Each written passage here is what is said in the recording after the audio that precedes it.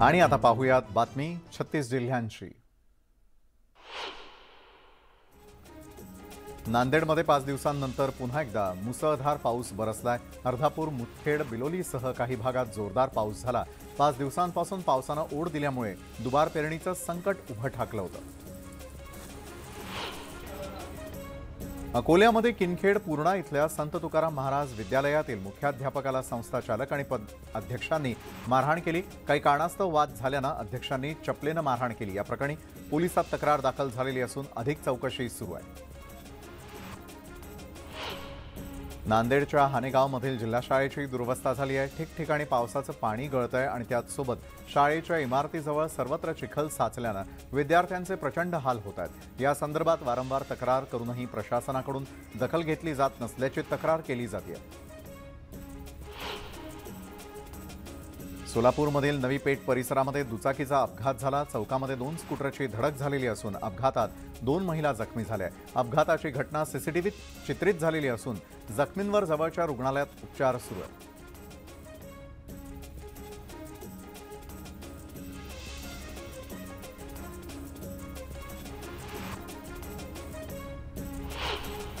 नंदुरबारमध्ये चांद शैली घाटामध्ये प्रवासी वाहतूक करणाऱ्या वाहनाचा अपघात झाला। अपघातात 7 जण जखमी झाले।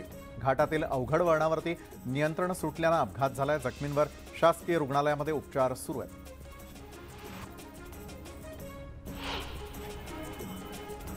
सोलापूर महापालिकेविरोधात नागरिकांनी रास्ता रोको केलेला आहे। घोंगडे वस्ती परिसरामध्ये नाल्यातील पाणी रस्त्यावर आल्यानं नागरिकांचे हाल होत आहेत। नाले सफाईच्या कामाविरोधात संतप्त नागरिकांनी आंदोलन केलं। आंदोलनानंतर प्रशासनाकडून तातडीनं नाले सफाईच्या कामांना सुरुवात केली आहे। बीडमधील मासाहेब जिजाऊ मल्टी स्टेट बँकेच्या अध्यक्षांसह संचालक मंडळावर गुन्हा दाखल झालाय।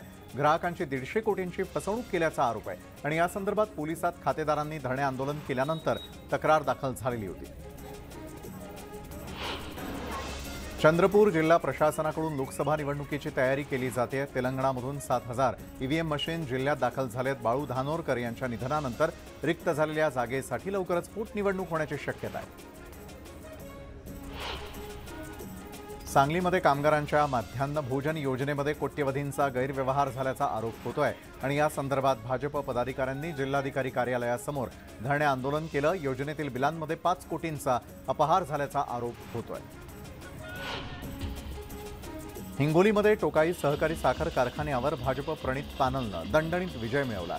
शिवाजीराव जाधव यांच्या शेतकरी विकास पॅनलचे 16 उमेदवार विजयी झाले। विजयानंतर कार्यकर्त्यांनी गुलाल उधळत जल्लोष केलाय। 16 आमदार अपात्रतेसंदर्भात सुप्रीम कोर्ट वेळेबाबत आदेश देऊ शकत नाही अशी प्रतिक्रिया उज्ज्वल निकम यांनी दिली। कोर्टानं म्हटल्याप्रमाणे वाजवी वेळेबाबत कोर्ट हस्तक्षेप करायचा की नाही हे सांगू शकतं, पण या क्षणी आदेश देऊ शकत नाही असंही ते म्हणाले। मालेगाव शहरामधील राष्ट्रवादीच्या कार्यकर्त्यांनी आपण शरद पवारांसोबत असल्याची भूमिका स्पष्ट केली आहे। माजी आमदार राशिद शेख यांनी ही माहिती दिली आहे। वर्धा जिल्ह्यामधील कार्यकर्ते शरद पवारांना पाठिंबा दर्शवण्यासाठी मुंबईकडे रवाना झाल्यात। उद्या वाय.बी. चव्हाण सेंटरला होत असलेल्या बैठकीसाठी सर्व कार्यकर्ते उपस्थित राहणार आहेत। पिंपरी चिंचवडमधील राष्ट्रवादी समर्थकांनी लोकसभा निवडणुकीची तयारी सुरू केली आहे। श्रीरंग बारणेंसह भाजपकडूनही लोकसभा निवडणुकीची तयारी केली जाते। त्यात पार्थ पवार यांच्या नावाचीही राजकीय वर्तुळात चर्चा सुरू झाली आहे। त्यामुळे आगामी काळात मावळमधून महायुतीचा उमेदवार कोण असणार आहे याकडे सर्वांचं लक्ष लागलं। वाशिममध्ये एटशी परिसरामध्ये एका विहिरीत पिलासह एक माकड पडलं। या संदर्भात माहिती मिळताच वन विभागाकडून शर्थीचे प्रयत्न करून दोघांना सुरक्षित बाहेर काढण्यात आलं। माकड आणि पिलावरती उपचार करून त्यांना नैसर्गिक अधिवासामध्ये सोडून देण्यात आलंय। सोलापूरमध्ये जिल्हा परिषद शाळांमध्ये शालेय साहित्य वाटप करण्यात आलं। सागर सिमेंट कंपनीनं हा उपक्रम राबवला असून खासदार जय सिद्धेश्वर स्वामींच्या हस्ते वाटप झालंय। गरजू विद्यार्थ्यांना वह्यांसह सायकल वाटप करण्यात आलं। यवतमाळमधील तरुणांकडून जिल्हा परिषद कार्यालयावरती मोर्चा काढण्यात आलाय। शिक्षक भरती, पवित्र पोर्टल सुरू करणं, स्पर्धा परीक्षेमध्ये परीक्षा शुल्क माफी यासह विविध मागण्यांसाठी आंदोलन करण्यात आलंय। यावेळी जोरदार घोषणाबाजी देखील करण्यात आली आहे। नांदेडच्या बापशेटवाडी गावात एका माकडावर ग्रामस्थांनी अंत्यसंस्कार केले। या संदर्भातील व्हिडिओ व्हायरल होत असून पंचक्रोशीमध्ये अंत्यविधीची चर्चा सुरू आहे। भटक्या कुत्र्यांच्या हल्ल्यात माकडाचा मृत्यू झाला होता आणि त्यानंतर ग्रामस्थांनी ट्रॅक्टरमधून माकडाची अंत्ययात्रा काढत अंत्यसंस्कार केले। भिवंडीत मनोरवाडा भिवंडी महामार्गाची दुरवस्था झालेली आहे। कोट्यवधी खर्चून बांधलेला रस्ता काही महिन्यातच खराब झाल्यानं नागरिकांकडून संताप व्यक्त केला जातोय। रस्त्यावरील खड्ड्यांमुळे वाहन चालकांचे प्रचंड हाल होत आहेत। राज्याच्या काही भागामध्ये पाऊस पडतोय तर काही ठिकाणी अद्याप पावसाची प्रतीक्षा कायम आहे। मुंबईसह उपनगर ठाणे परिसरात जोरदार पाऊस पडतोय। दरम्यान हवामान विभागाने दिलेल्या माहितीनुसार आज कोकणात पावसाचा ऑरेंज अलर्ट देण्यात आलाय, तर विदर्भासह मराठवाडा आणि पश्चिम महाराष्ट्रात पावसाचा येलो अलर्ट देण्यात आलेला आहे। गेल्या महिनाभरापासून लांबलेला पाऊस अखेर बुलडाणा जिल्ह्यामध्ये दाखल झाला। जिल्ह्यामध्ये खरीपाची तब्बल 7.5 लाख हेक्टरवर पेरणी होणार आहे आणि त्याआधी आलेल्या पावसानं शेतकऱ्यांना दिलासा दिलाय।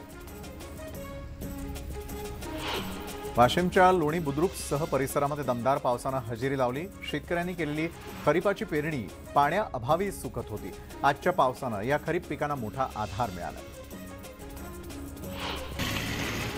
सतत पडणाऱ्या पावसामुळे कोकणातील धबधबे आता प्रवाहित झालेले आहेत। मुंबई गोवा महामार्गावरील परशुराम घाटाच्या पायथ्याशी असलेला सवत्सडा धबधबा पर्यटकांचं आकर्षण बनलाय। उंच कड्यावरून कोसळणारा हा धबधबा मुंबई गोवा महामार्गावरून प्रवास करणाऱ्या प्रवाशांना नेहमीच भुरळ घालत असतो।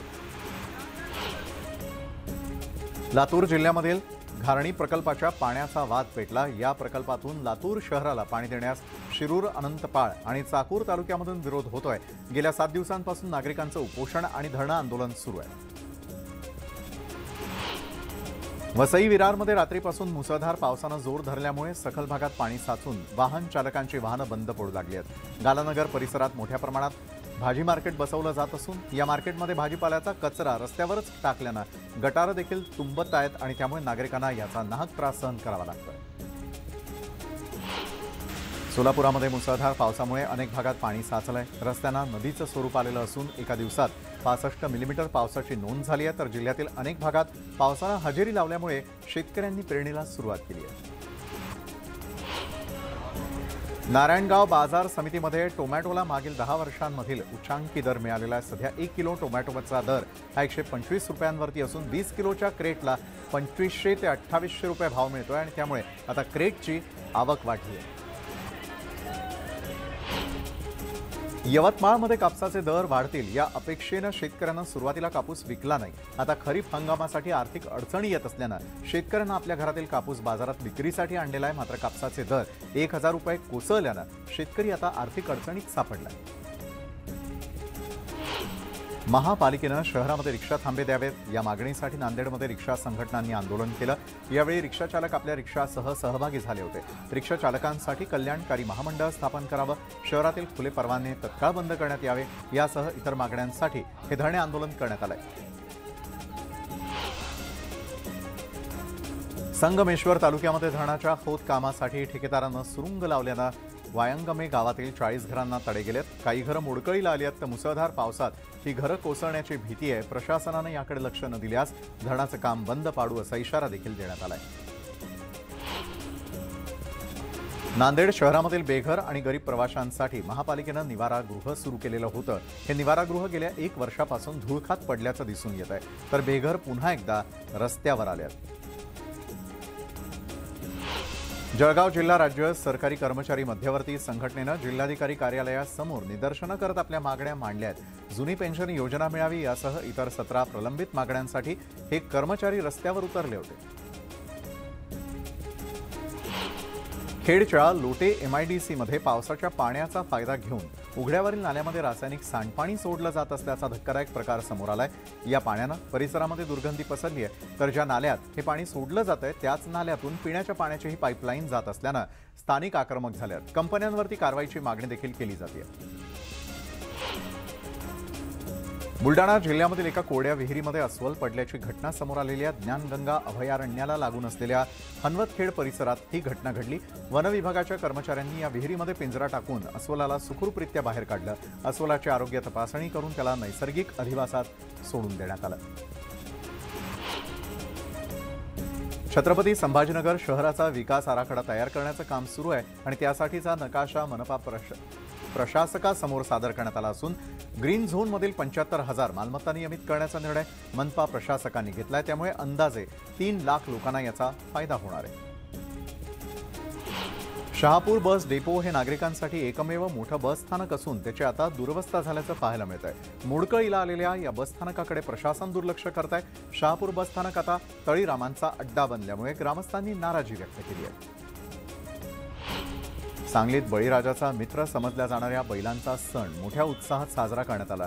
बैलांचे रंगरंगोटी सजावट करून पूजन करण्यात आलं आणि पुरणपोळी भाजी यांचा बैलांना नैवेद्य भरून बैलांची मिरवणूक काढण्यात आलेली होती। शेकडो वर्षांपासून मिरजेतील बैलांची करीची परंपरा अखंड जपली आहे। छत्रपती संभाजीनगरमध्ये कायदा सुव्यवस्था आणि शांतता राहावी म्हणून महाराष्ट्र पोलीस अधिनियम कायद्यान्वये प्रतिबंधात्मक आदेश लागू करण्यात आलाय। हा आदेश शहरामध्ये पोलीस आयुक्तालय कार्यक्षेत्रात 4 जुलै ते 18 जुलैपर्यंत असणार आहे, तर शासकीय अधिकाऱ्यांनी दिलेल्या परवानगीनुसार घेतलेल्या कार्यक्रमांना हा आदेश लागू होणार नाहीये। कन्नड इथल्या कृषी उत्पन्न बाजार समितीकडून शेतकऱ्यांची होत असलेली फसवणूक थांबावी या मागणीसाठी जनशक्ती संघटनेच्या वतीनं आंदोलन करण्यात आलं। शेतीमालाला योग्य भाव देऊन शेतकऱ्यांचं शोषण थांबावं अशी मागणी यावेळी करण्यात आली। भुसावळमध्ये कमी प्रमाणात पाऊस असल्यामुळे यावर्षी हतनूर धरणाचे दरवाजे बंदच आहेत।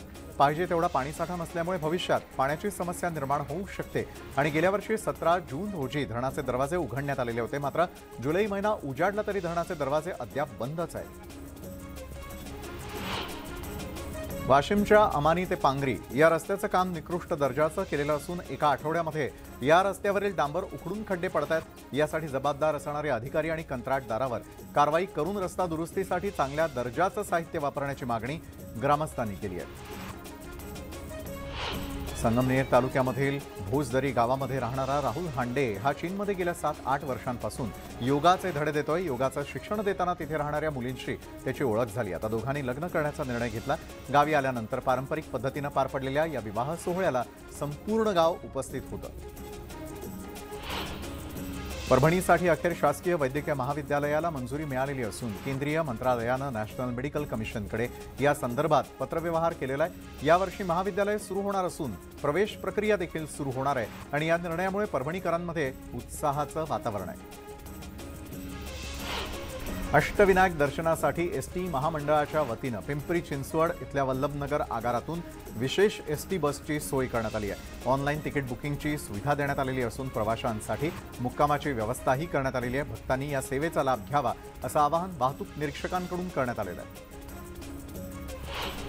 HIV ग्रस्त मुलांना शाळेमध्ये प्रवेश दिला जाऊ नये अशी धक्कादायक मागणी बीडच्या पाली गावातील पालकांनी केली आहे। अशा मुलांमुळे आमच्या मुलांनाही बाधा होईल या गैरसमजातून पालकांनी शाळेलाच कुलूप ठोकलं। HIV ग्रस्त मुलांची स्वतंत्र व्यवस्था करावी अशी मागणी पालक देखील करतात। पुणे शहर राष्ट्रवादी काँग्रेस कार्यकारिणीनं शरद पवारांसोबत जाण्याचा ठराव मांडलाय, तशी प्रतिज्ञापत्रातही भरून घेण्यात आलेली आहे। चंद्रपूर जिल्ह्यामधला राष्ट्रवादी काँग्रेसचा एकही कार्यकर्ता अजित पवार यांच्या सोबत जाणार नाही। आम्ही सगळे शरद पवारांसोबतच राहणार आहे असा दावा राष्ट्रवादी काँग्रेसचे ग्रामीण जिल्हाध्यक्ष राजेंद्र वैद्य यांनी केलाय। बुधवारी शरद पवारांनी बोलावलेल्या बैठकीला हे सर्व पदाधिकारी उपस्थित राहणार आहेत। धाराशिव जिल्ह्यामध्ये राष्ट्रवादीच्या कार्यकर्त्यांचं बैठक सत्र सुरूच आहे। शरद पवारांसोबत राहायचं की अजित पवारांच्या गटात सामील व्हायचं या संदर्भातला निर्णय बैठकीमधून घेतला जाणार आहे। बैठकीनंतर जिल्ह्यातील राष्ट्रवादीची भूमिका देखील स्पष्ट होणार आहे। मावळचे आमदार सुनील शेळके यांनी अजित पवारांना समर्थन दिलंय। अजित पवार जे सांगतील तीच आपली भूमिका असल्याचं आमदार सुनील शेळके यांनी स्पष्ट केलंय। नागपूर ग्रामीण राष्ट्रवादीचे जिल्हाध्यक्ष बाबा गुजर यांची पक्षातून उचलबांगडी करण्यात आलेली आहे। अजित पवारांच्या कृतीचं समर्थन केल्यानं जयंत पाटील यांनी बाबा गुजर यांच्यावरती ही कारवाई केली आहे। राज्यातील राष्ट्रवादीमध्ये फूट पडलेली असली तरी देखील स्थानिक नेते आणि पदाधिकारी हे शरद पवारांसोबतच असल्याचं प्रतिपादन राष्ट्रवादी पक्षाचे जिल्हाध्यक्ष रवींद्र पाटील यांनी केलं। जळगाव जिल्ह्यामधील कार्यकर्ते आणि पदाधिकाऱ्यांमध्ये कोणताही संभ्रम नसल्याचंही त्यांनी स्पष्ट केलंय। अहमदनगर जिल्ह्यामधील अकोले इथल्या राष्ट्रवादीचे आमदार किरण लहामटे अजूनही संभ्रमावस्थेत आहेत. शरद पवारांसोबत राहायचं की अजित पवारांसोबत जायचं याचा निर्णय मतदारसंघातील कार्यकर्ते आणि जनतेशी संवाद साधून मगच घेणार असल्याचं लहामटेंनी स्पष्ट केलंय. गडचिरोलीच्या गोंडवाना विद्यापीठाच्या 10व्या दीक्षांत सोहळ्यासाठी 5 जुलै रोजी राष्ट्रपती द्रौपदी मुर्मू यांची उपस्थिती राहणार आहे. विद्यापीठाच्या 177 एकरावर नव्या प्रशासकीय भवनाचं देखील भूमिपूजन यांच्या हस्ते होणार आहे. राज्याचे राज्यपाल, मुख्यमंत्री एकनाथ शिंदे, देवेंद्र फडणवीस आणि अजित पवार यांच्यासह केंद्रीय मंत्री नितीन गडकरी आणि राज्य मंत्रिमंडळातील काही मंत्री सोहळ्याला उपस्थित राहणार आहेत.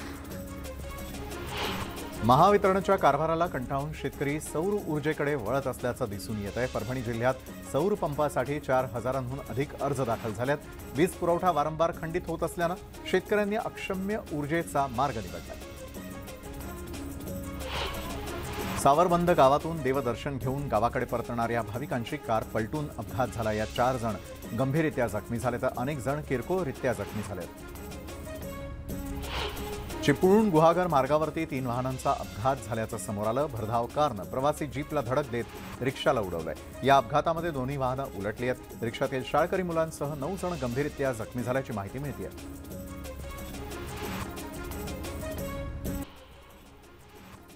धुळे जिल्ह्यामधील शिंदखेडा शहरामध्ये झालेल्या विचित्र अपघातामध्ये 3घांचा मृत्यू झाल्याची घटना घडली आहे. यावेळी नागरिकांनी रस्त्यावर रास्ता रोको करत बांधकाम विभागाविरोधात निदर्शनं केली.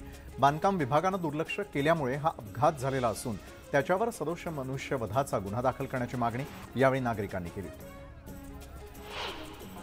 धुळे मुंबई आग्रा महामार्गावरती शिरपूर तालुक्यामधील पळासनेर गावाजवळ भीषण अपघात झाला. ब्रेक फेल झाल्यानं भरधाव कंटेनर हॉटेलमध्ये शिरल्यानं हा अपघात घडला. हा कंटेनर हॉटेलमध्ये शिरला आणि थेट दुसऱ्या बाजूने बाहेर निघाला. या भीषण अपघातात 10 जणांचा मृत्यू झाल्याची प्राथमिक माहिती समोर येते आहे. मृतांच्या वारसांना सरकारकडून 5 लाखांची मदत जाहीर करण्यात आलेली आहे. लातूरच्या चाकूर तालुक्यामधील आंबुलगा इथे टेम्पो आणि दुचाकीच्या धडकेनं बहीण भावाचा दुर्दैवी मृत्यू झाला. या अपघातामुळे परिसरात शोककळा पसरली असून दुःख व्यक्त केलं जात आहे. तर नागपूर रत्नागिरी महामार्गाचं काम लवकरात लवकर पूर्ण करावं अशी मागणी देखील नागरिक करतात. छत्रपती संभाजीनगरमध्ये मोटरसायकल आणि ट्रकचा भीषण अपघात झाला. अपघातात 2 मोटरसायकल स्वारांचा जागीच मृत्यू झाला असून 1 जण गंभीररित्या जखमी आहे. तर ट्रक चालक फरार झाला असून पुढील तपास पोलीस करतात. तर बातमी 36 जिल्ह्यांची मध्ये आता वेळ झाली इथंच थांबण्याची. ताज्या घडामोडींसाठी पाहायला विसरू नका न्यूज 18 लोकमत.